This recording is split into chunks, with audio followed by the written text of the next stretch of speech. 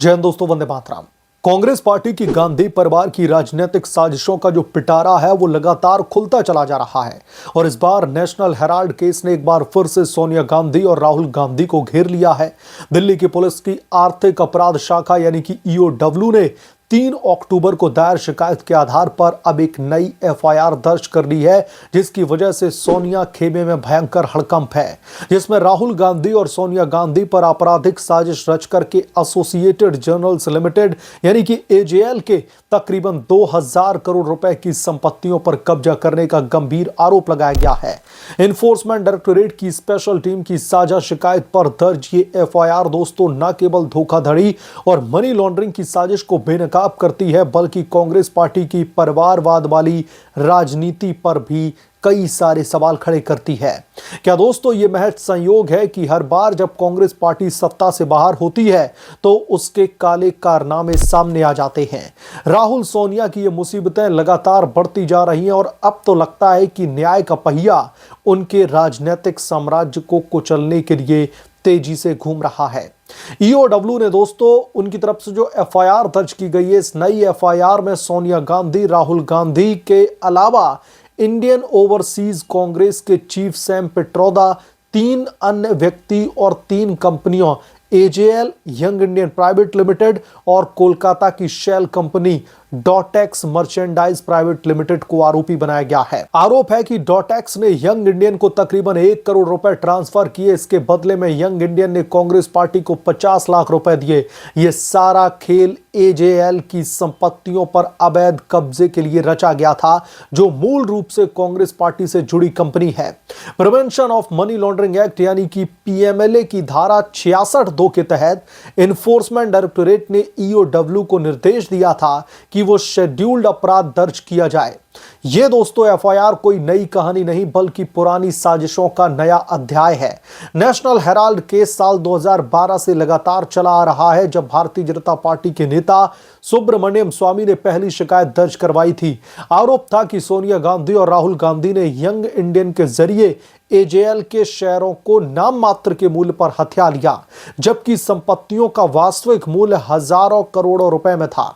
Enforcement directorate ने पहले ही इस मामले में मनी लॉन्ड्रिंग का केस चला रखा है और अब दोस्तों ये नई एफआईआर धोखाधड़ी की साजिश को और भी ज्यादा मजबूत करती है।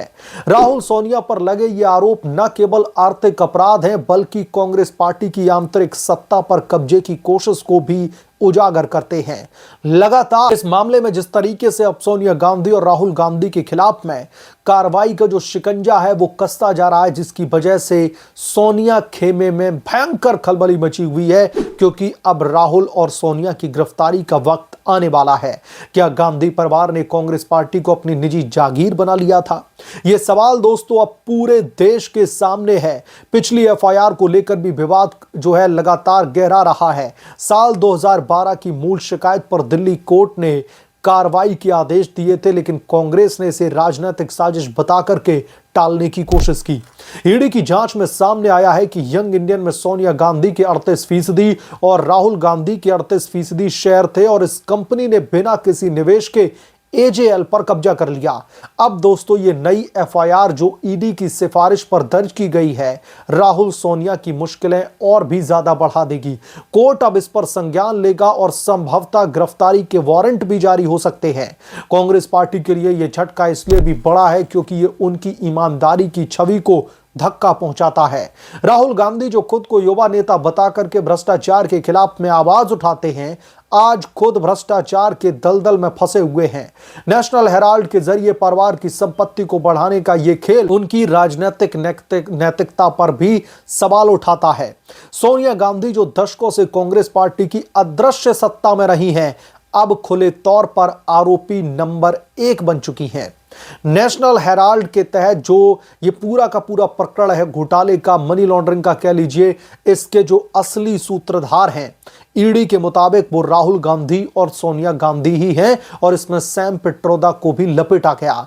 उनका दोस्तों ये कृत्य न केवल कानूनी अपराध है बल्कि लोकतंत्र के लिए खतरा भी।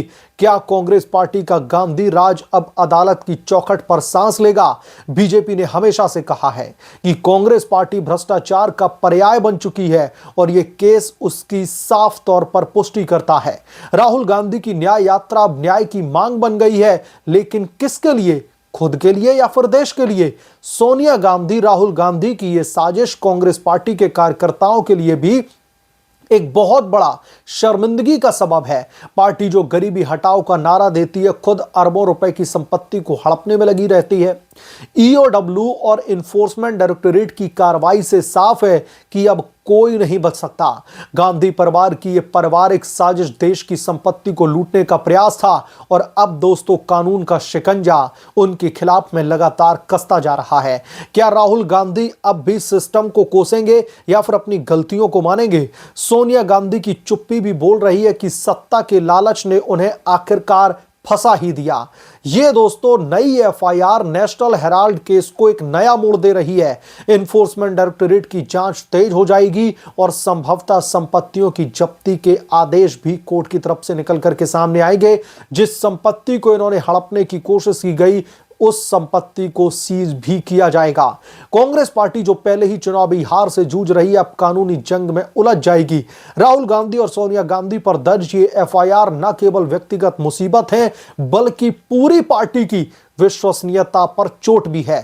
देश देख रहा है कि कैसे विपक्ष के सिपाही खुद को भ्रष्टाचार के आरोपी बना रहे हैं। बीजेपी सरकार की जीरो टॉलरेंस नीति अब फल दे रही है और ऐसे केसों से साफ है कि कानून सबके लिए बराबर है। राहुल गांधी और सोनिया गांधी भले ही अपने पॉलिटिकल वेंडेटा के तहत, भले ही अपने पॉलिटिकल माइलेज के लिए देश की जनता को यह कहकर के गुमराह करते रहे कि यह सब कुछ उनके खिलाफ में पॉलिटिकल वेंडेटा के तहत किया जा रहा है। प्रधानमंत्री नरेंद्र मोदी के इशारे पर या फिर केंद्र सरकार के इशारे पर केंद्रीय एजेंसियों का बेजा इस्तेमाल करके राहुल और सोनिया को बुरी तरीके से परेशान किया जा रहा है। लेकिन सच तो यह है कि यह केस लगातार साल 2012 से इस मामले की इन्वेस्टिगेशन चल रही है। 2014 में भारतीय जनता पार्टी केंद्र की सत्ता पर काबिज हुई थी, लेकिन उससे पहले जिस तरीके से सोनिया गांधी और राहुल गांधी ने इस पूरे के पूरे प्रकरण को दबा करके रखा और साल 2012 में भारतीय जनता पार्टी के कद्दावर नेता सुब्रमण्यम स्वामी ने जब इसकी शिकायत की, तो उम्मीद भी नहीं की होगी राहुल गांधी और सोनिया गांधी ने कि 2014 में उन्हें सत्ता से बेदखल होना पड़ेगा और उसके बाद में उनके खिलाफ में जो ये कार्रवाई का सिलसिला है, ये धीरे धीरे आगे बढ़ेगा। हमारे देश का जो कानूनी सिस्टम है वो दरअसल लचर है, उसकी स्पीड उतनी नहीं है जितनी हम लोगों को एक्सपेक्टेड रहती है।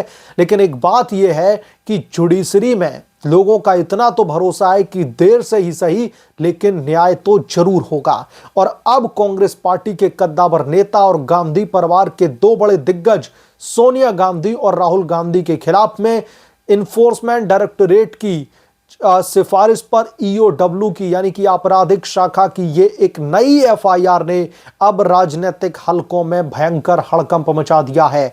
अब राजनीतिक गलियारों में यह चर्चा का विषय है कि क्या सोनिया गांधी और राहुल गांधी के अब राजनीतिक सितारे गर्दिश में जाने वाले हैं। क्या अब इनकी गिरफ्तारी होना एक तरीके से सुनिश्चित हो चुकी है, क्योंकि कोर्ट में इस बात के पुख्ता सबूत पहले ही दिए जा चुके हैं कि नेशनल हेराल्ड का जो मामला है, इसमें कितने बड़े पैमाने पर अनियमितताएं बरती गई हैं, कितने बड़े पैमाने पर मनी लॉन्ड्रिंग की गई है, कितने बड़े पैमाने पर करोड़ों रुपए की संपत्ति को डकारने की कोशिश की गई। ये सब कुछ अब कोर्ट में इन्फोर्समेंट डायरेक्टोरेट की जो स्पेशल टीम है जो ये जांच कर रही है, उसने सब कुछ पेश कर दिया है। बहरहाल इस पूरे के पूरे मामले को लेकर के आप क्या सोचते हैं, आपकी क्या राय है, कमेंट करके जरूर बताएं। जल्द मिलूंगा किस दूसरे बड़े अपडेट के साथ में, तब तक के लिए धन्यवाद। अगर आप लोग चैनल पर नए हैं तो प्लीज चैनल को सब्सक्राइब करें, साइड बने बेल आइकन को जरूर प्रेस करें, ताकि जब भी मैं कोई बड़ी खबर लेकर के आऊं तो इसकी नोटिफिकेशन सबसे पहले आपको मिले।